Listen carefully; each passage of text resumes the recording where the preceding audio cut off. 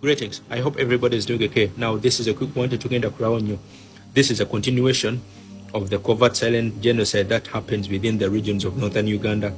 This story was run by Olala Otunu in 2006, January 8th. This is episode 3, and it could mark the end of the first part of the silent genocide happening within the regions of northern Uganda. Otunu made two stories, or made two parts of this story, but this could mark the end of part 1, and this could be episode 3. But remember, we are simply just getting started.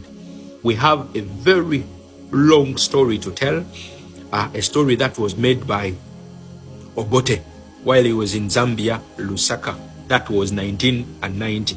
So we are simply getting started. This is simply a warm-up about the stories of the silent genocide happening within the regions of northern Uganda. Let's have episode 3 that could mark the end of part 1 of this story. Later on, we shall dive into part 2, and we shall have more and more episodes until we get to run a story about a story that was run by Obote in 1990. Olala Otunu continued and said, the population has been deprived of all means of livelihood. The population has been uprooted from their lands. In their absence, powerful government and military officials have embarked on the frantic land grabbing in Acholi, in partnership with the commercial farmers from South Africa and Zimbabwe. Otunu continues and says, over the years, over 2,000 children have been unprotected, have been abducted by the brutal group, the Road Resistance Army, that was LRA. Similarly, some 4,000 children, the so-called night commuters, trek several hours each evening to sleep in the streets of Gulu and Kitgum town and walk back the same distance in the morning to avoid abductions. One street, such as a street located in Gulu town, Noah's Ark, packs in some 6,000 children every night. The population has been rendered totally vulnerable. They are trapped between gruesome violence of the LRA and the genocidal project, atrocities and humiliation which are being systematically committed by the Museveni regime. In 1970s, the Acholi were especially targeted by Idi Amin regime, absorbing the heaviest toll of its atrocities and repression. Amin dismantled the Acholi leadership, the businessmen and the military officials. It was therefore unimaginable for the Acholi that they would ever experience a white or a worst nightmare. Alas, the genocide unleashed by the Museveni regime has turned out to be many times more systematic, devastating and deadly for the community. A mother in one of the concentration camps lamented, at least Amin killed only our educated sons and parents, but Museveni and his accomplice, Kony, are determined to wipe out a whole people.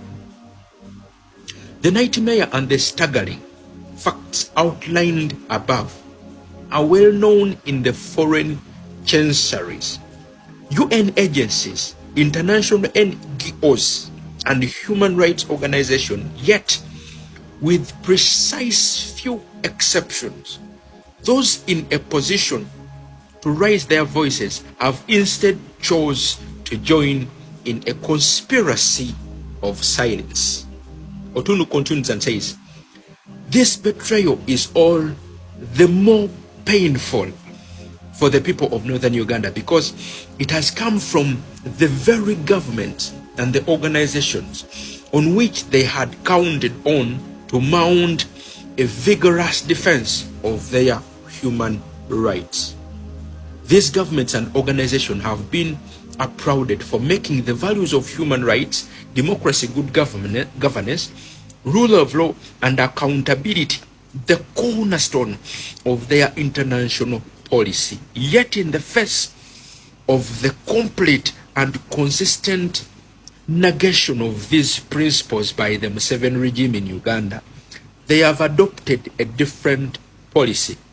We see no evil, we hear no evil, we know no evil.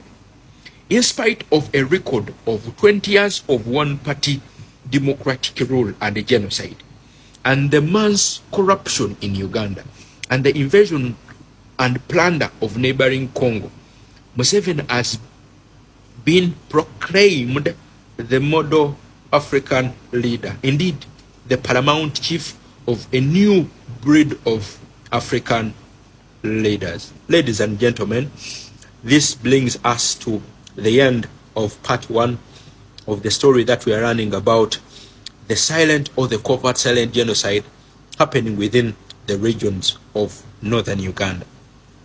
I think from tomorrow we shall run part 2 of the very same story by Olalo Tunu about the covert silent genocide that happened in the regions of northern Uganda, or that still happens within the regions of northern Uganda. We send our warm condolences, heart-touched condolences to the families and to the brothers and sisters in northern Uganda for the losses that you've registered ever since the so-called Museveni regime came in power. But we only promise, or we can simply promise, that we are not going to leave any stone unturned